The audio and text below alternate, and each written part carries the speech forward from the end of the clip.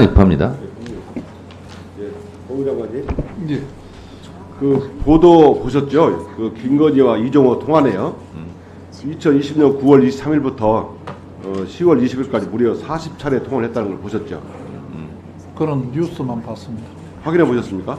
아니요, 아직 확인해보지 않았습니다. 이렇게 중요한 보도가 나왔는데 확인을 안 해보시고 국회에 오셨습니까?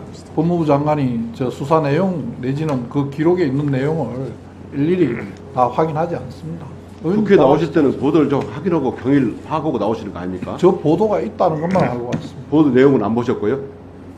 그 보도 내용이라는 게 전화를 뭐 누구랑 했다 안 했다인데 그 구체적인 내용을 제가 확인하기는 어렵습니다. 장관님도 수사를 해보셨으니까 주가 조작 수사에서 가장 중요한 게 뭡니까? 아니 지금 초청을 주가 조작이 뭐 공모 내지는 그 실제 행위, 가담 행위 이거 규명하는 것이 제일 중요한 게. 주가 조작이 가장 중요한 것은 이상거래 심리 분석입니다. 이게 기본입니다.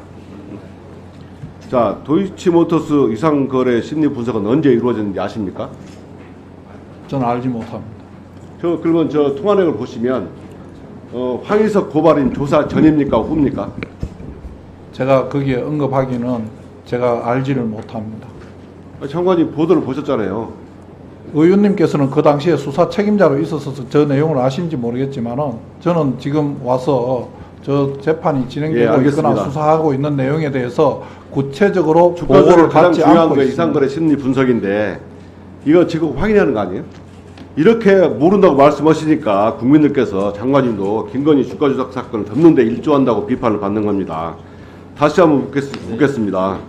이상거래 심리 분석 언제 이루어졌는지 확인해서 보고해 주시기 바랍니다. 자, 보도에 보면 2020년 9월 23일부터 집중적으로 김건희와 이종호가 연락을 했습니다. 25일은 김건희가 연락했습니다. 김건희가 왜 9월 23일부터 이종호에게 연락했다고 생각합니까? 알지 못합니다. 이상거래 심리 분석이 이루어지면 검찰이 먼저 주가적으로 의뢰하고 분석을 의뢰하고 그것을 거래소에서 심리 분석하게 됩니다. 그럼 자료를 분석하게 되겠죠. 그렇죠? 그러면 이미 수사가 시작됐다는 거 아닙니까? 김건희가 수사 상황을 실시간으로 어떻게 파악하고 있었는지 모르지만 이 심리 분석이 이루어지니까 이 범행이 들킬까봐 이렇게 이종호에 연락을 많이 한 겁니다. 어떻게 생각하십니까? 여기 여러 의원께서 잘 아시다시피 이 사건은 검찰총장의 중앙지검 수사에 대한 지휘권이 배제되어 있습니다. 그 당시에는 배제 안 됐습니다. 장관은 이 당시에는 제 이야기를 제 이야기를 좀 들어보십시오. 지금 장관은 배제된 상태에서 임명이 됐습니다. 그래서 저는 알겠습니다. 무슨 말 장관이 예. 총장을 통해서 이 사건에 대해서 보고를 받지 않고 있습니다. 그래서 지금 대화 의원님께서 말씀하시는 그 내용을 주가 조작 그런 구체적인 내용에 대해서 제가 보고받지 못하고 있습니다. 어떻게 김건희가 사장을 이렇게 실시간으로 파악해서 수사에 대처하고 있었는지 정말 심각한 일입니다. 이제는 그 총장이 이제는 대통령이 됐습니다. 그리고 검찰의 총장 김건희 그 내용은 의원님께서 누구보다 잘 아실 거라고 생각합니다. 특검밖에 답이 없다고 생각합니다. 네, 박지원 의원님.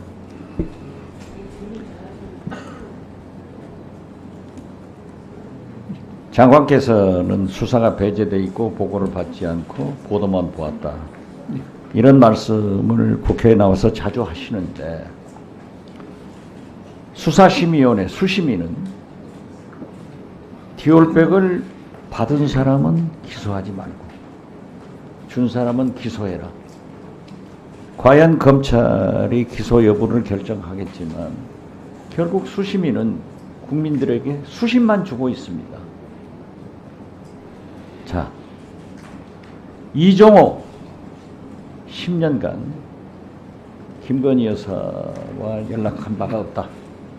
도이치모터스 주가 조작에도 관련 없다라고 했는데 이제 40번의 통화 기록이 나왔고 심지어 김건희 여사의 다른 전화를 통해서 통화한 것도 있다.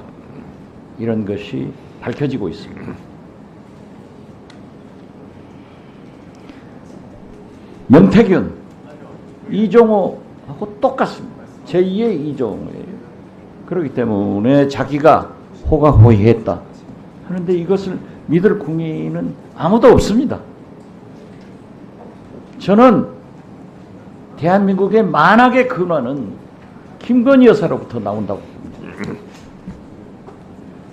여기를 검찰과 법무장관께서 보호를 한다고 해도 이건 안 됩니다.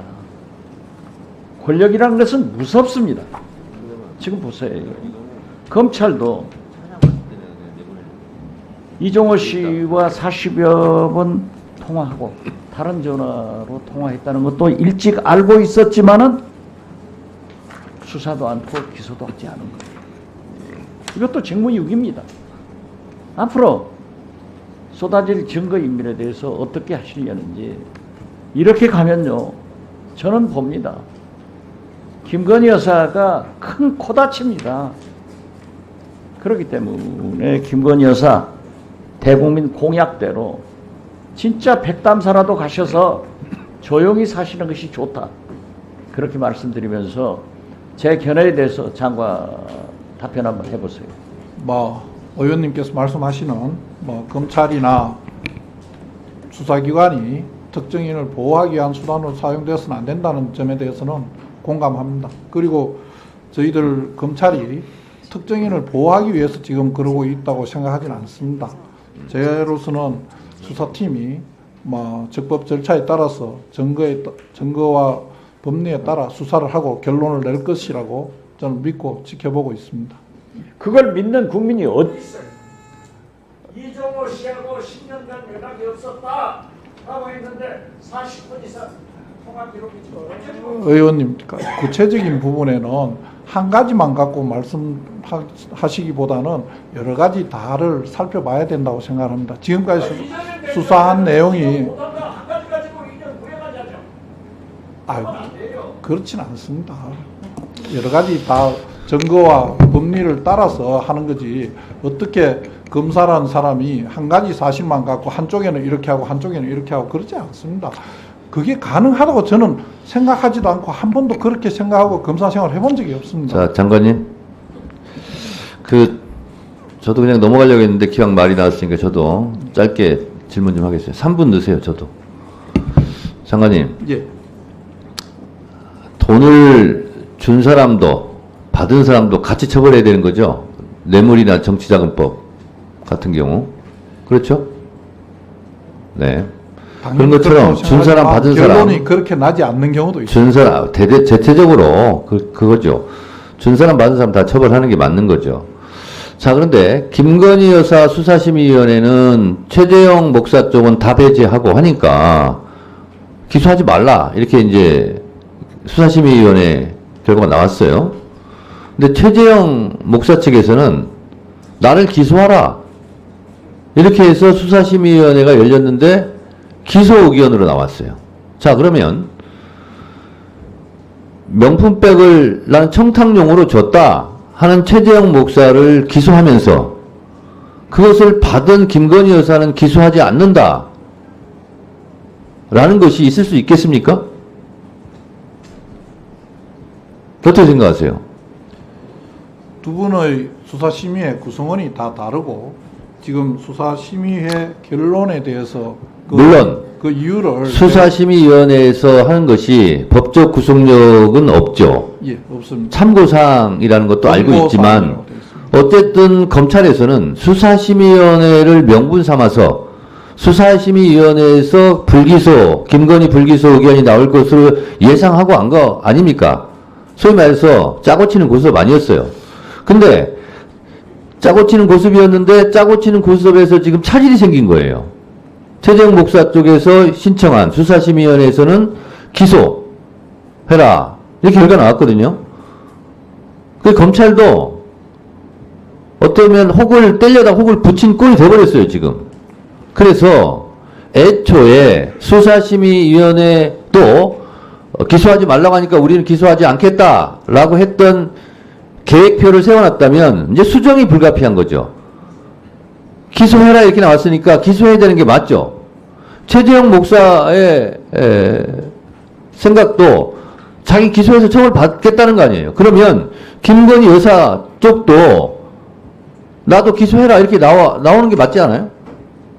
뭐 박지원 의원님은 백담사 가셔라 이런 얘기도 하셨는데 백담사 가시기 전에 해결할 건 해결하고 예산값이 있으면 예산값은 처리해야 되는 거 아니에요? 그래서 지금 수사심의위원회 어제 결정이 매우 중요한 분수령이 될 것 같아요. 법무부 장관으로서 어떻게 생각하세요? 수사심의회 위원장께서 잘 말씀하신 대로 수사심의회 결론이 권고적 효력이 있는 것으로 알고 있습니다. 지난번 수사심의회 결론하고 이번에 낸 결론하고 수사팀에서 기존 증거와 법리 잘 참고해서 사건 처리할 것으로 알고 있습니다. 수사심의위원회에서 불기소해라, 아니다 기소해라 그러면 기소하는 게 맞습니다. 수사심의위원회의 의견을 듣지 않을 거면 뭐하러 수사심의위원회를 요청합니까? 저는 그것이 맞다 이렇게 생각합니다. 법무부 장관이 더 이상 여기서 무슨 말씀을 하시겠습니까? 자, 두 분 이석하셔도 되겠습니다.